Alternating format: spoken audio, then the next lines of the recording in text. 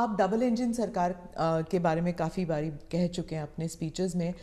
Double engine सरकार से आप विश्वास जगाना चाहते हैं इलेक्टोरेट में कि विकास जल्दी हो जाएगा अगर दोनों तरफ मतलब सेंटर में भी और स्टेट में भी बीजेपी की सरकार रहेगी।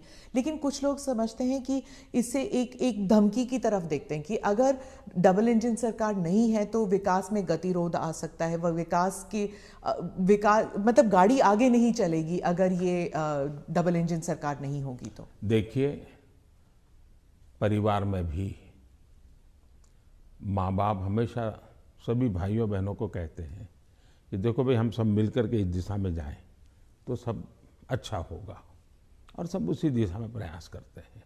कोई एक दूसरे के विपरीत नहीं करता है। इतना बड़ा देश है, अगर हम एक दूसरे से विपरीत करेंगे तो हमारे संसाधनों नष्ट हो जाएंगे, हमारे देश की भलाई करने की गति रुक जाएगी। और इसलिए देश के लिए बहुत आवश्यक है कि लोगों के कल्याण के काम हम मिल बैठ के करें और ज़्यादा तेजी से करें। और उसमें भी अगर हम राजनीति करने जाएंगे, मेरा राज्य है मैं मेरी मर्जी से करूंगा, ऐसा करेंगे तो कितना नुकसान होता है। मैं एक योजना बताता हूँ। अब जैसे आयुष्मान भारत योजना, आयुष्मान भारत योजना गरीब जो बीमारी में है उसको 5 लाख रुपए तक बीमारी में स्वस्थ होने के लिए सहायता करता है। भारत सरकार करती है, पैसे भारत सरकार दे रही है। राज्यों को तो लेना है, देना कुछ नहीं है। कुछ राज्यों में अपनी अपनी योजनाएं हैं, हमें कोई इससे इतराज भी नहीं है। हम नहीं कहते कि योजना बंद करो, लेकिन इससे फायदा ये होता है कि मान लीजिए उत्तर प्रदेश का कोई नागरिक है और केरल गया हुआ है और वहां उसको कुछ हो गया, तो ये योजना ऐसी है कि केरल में भी उसको ट्रीटमेंट मिलेगी। उसको उत्तर प्रदेश में ही बीमार होगा तो लाभ होगा ऐसा नहीं, केरल में भी लाभ। इसका मतलब कि आयुष्मान भारत योजना से जोड़ना मतलब दोनों इंजन जुड़ जाएंगे तो गरीबों को लाभ होगा नहीं होगा। लेकिन कुछ राज्य ऐसे हैं जिनको लगता है नहीं, हम आयुष्मान भारत से नहीं जोड़ेंगे। दिल्ली में क्या ऐसी सरकार है। अब दिल्ली का नागरिक हिंदुस्तान के किसी कोने में जाएगा और वहां कुछ हुआ तो उसको वो लाभ नहीं मिलेगा। अब क्या कारण है कि इसका विरोध किया जा रहा है। उसी प्रकार से हमने one nation one ration card क्यों किया कि भाई कोई भी मजदूर हिंदुस्तान के किसी भी कोने में जाएगा, एक ही राशन कार्ड होगा। अगर वो महाराष्ट्र में है तो भी उसको फेयर प्राइस शॉप से उसको अनाज मिल जाएगा। अब 2 राज्य ऐसे निकले जिनको सुप्रीम कोर्ट को डंडा मारना पड़ा, कहना पड़ा कि भाई one nation one ration card गलत क्या है, तुम लागू करो। अब इसलिए हम कहते हैं कि डबल इंजन की सरकार होती है तो गरीबों को सबसे ज्यादा लाभ होता है। अब जैसे जीएसटी कानून आया, पहले हमारे देश में हर जगह पर टैक्सेशन की सिस्टम इतनी अलग अलग थी कि विदेश के निवेशक जो होते थे उनको बहुत दिक्कत होती थी। भाई हमें एक राज्य में अगर कारखाना लगाते हैं तो हमें वहाँ इस प्रकार का प्रॉब्लम होता है, दूसरे में लगाते हैं तो दूसरा होता है। अब जीएसटी होने के कारण उनको भी सहूलत हो गई। तो हम जो ये कह रहे हैं कि भाई डबल इंजन की सरकार, हम ऐसी व्यवस्थाएं करें, अपनी विविधता को बनाए रखना है। भारत की विविधता ही उसकी ताकत है, लेकिन व्यवस्थाओं को भी बनाए रखना है। और इसलिए हम कहते हैं कि जब डबल इंजन लगता है तो ताकत बहुत बढ़ जाती है, हमारी शक्ति वेस्ट नहीं होती है। हमें इसका उपयोग सिर्फ और सिर्फ देश का कल्याण, गरीबों का कल्याण, देश के युवाओं का भला, इतना ही हमारा अर्थ है। विविधता की रिस्पेक्ट के बारे में बात करते हैं, लेकिन राहुल गांधी और सिर्फ राहुल गांधी नहीं, स्टालिन, केसीआर, महबूबा, ममता सब कहते हैं कि आपकी पार्टी जो है उस विविधता को रिस्पेक्ट नहीं करती। इसलिए चाहे बंगाल हो या आंध्रा, तमिलनाडु, केरला और कश्मीर, इन सभी राज्यों में बीजेपी कहीं घुस भी नहीं सकती है, सरकार बना नहीं सकती है, क्योंकि एक सेंट्रिस्ट, एक स्ट्रांग व्यू पॉइंट वाली पार्टी है जो रीजनल एस्पिरेशंस को नहीं समझती।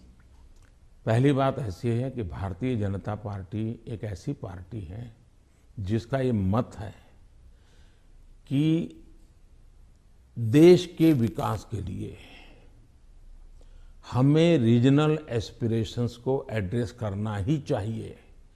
और देश में मैं पहला मुख्यमंत्री हूं जो इतने लंबे समय तक राज्य का मुख्यमंत्री रह करके आया हूं, और इसलिए राज्य के एस्पिरेशंस क्या होते हैं, राज्य की आवश्यकताएं क्या होती हैं, इसका मुझे भली भांति समझ है।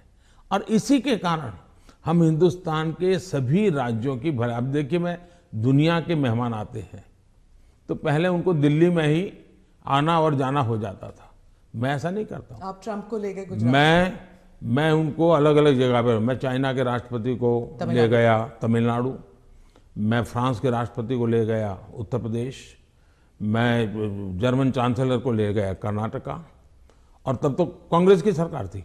किसकी सरकार? इस देश की शक्ति को उभारना, इस देश के हर राज्य को प्रोत्साहन मिलना, यही हमारा काम होता है। अब यूएन में जाकर मैं तमिल भाषा में कोट करता हूं तो दुनिया को गर्व होता है कि भारत के पास दुनिया की सबसे पुरानी भाषा है, पहले कोई बोलता ही नहीं था। और इसलिए तो मैं हर एक को साथ लेकर के चलने का प्रयास करता हूं, और मैं मानता हूं वही रास्ता है। हम विविधता में एकता के दर्शन करते हैं, लेकिन आज दुर्भाग्य से कुछ नेता अपने निजी स्वार्थ के लिए विविधता को एक दूसरे के साथ विरोध के लिए सीड्स के रूप में उपयोग कर रहे हैं। ये बहुत बड़ा दुर्भाग्य है। हमें विविधता में से एकता को पनपाना है। तो आप कह रहे हैं इससे अलगाववाद बढ़ेगा? पिछले 50 साल का अनुभव यही है, उन्होंने यही किया है, हर चीज पे देश को बांटो, राज करो, और उसी में से अलगाव पैदा होता है। लेकिन भारत का चरित्र ये नहीं है, भारत के नागरिकों का चरित्र ये नहीं है। आप इसको एक do you see it as a threat कि अगर इसे अभी नहीं रोका जाएगा तो सेपरेटिस्ट एलिमेंट्स आ जाते हैं कि जैसे अगर कश्मीर का अलग बात है, नॉर्थ ईस्ट की बात अलग है, लेकिन अगर आप द्रविड़ मूवमेंट को देख लेंगे या कहीं और राज्य में देख लेंगे, अगर रीजनल एस्पिरेशंस को बढ़ाया जाता है तो क्या एक यूनिटी फैक्टर में कोई देखिए दरार पड़ सकता है? मैं बताता हूँ काम करने का तरीका कैसे होता है।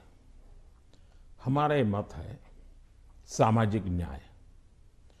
भारत जैसे देश में इतनी विविधता भरा समाज व्यवस्था, और अगर सामाजिक न्याय के सिद्धांत में हम थोड़ा सा भी ऊंचे नीचे करेंगे तो हमारे देश को बहुत नुकसान होगा। इसलिए समाज का छोटे से छोटे तबके के व्यक्ति को भी विकास में पूरा सहयोग मिलना चाहिए और विकास के लिए अवसर मिलना चाहिए। जैसे समाज के अंदर सामाजिक न्याय की आवश्यकता है, वैसे ही राष्ट्र में भी कोई एक इलाका बहुत आगे बढ़ जाए और कोई इलाका पीछे रह जाए तो कभी भी देश का भला नहीं होगा। हमारे यहाँ सर्वांगीण विकास होना चाहिए, सर्वसमावेशक विकास होना चाहिए, सर्वस्पर्शी विकास होना चाहिए, सर्वहित में विकास होना चाहिए।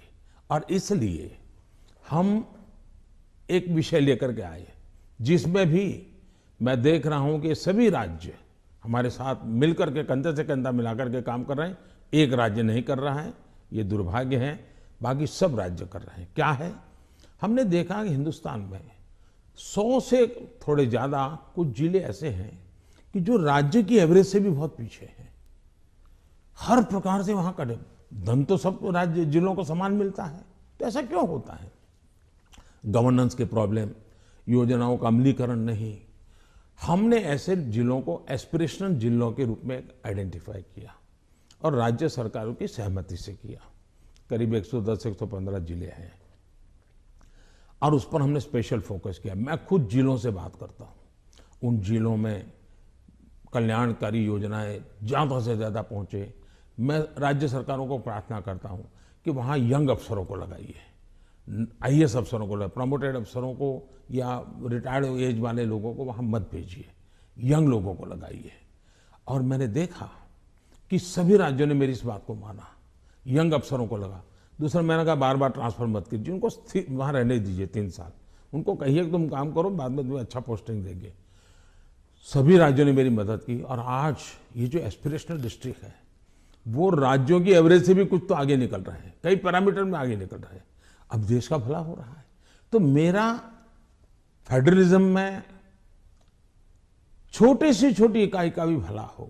अब जैसे ऑप्टिकल फाइबर नेटवर्क हिंदुस्तान के हर गांव में जाना चाहिए। हम लगे हैं, पैसे लगा रहे हैं, पूरी ताकत लगा रहे हैं। क्यों? हमें तो पूरे देश को ऊपर लाना है। यही तो रीजनल एस्पिरेशंस को एड्रेस करने का हमारा तरीका है।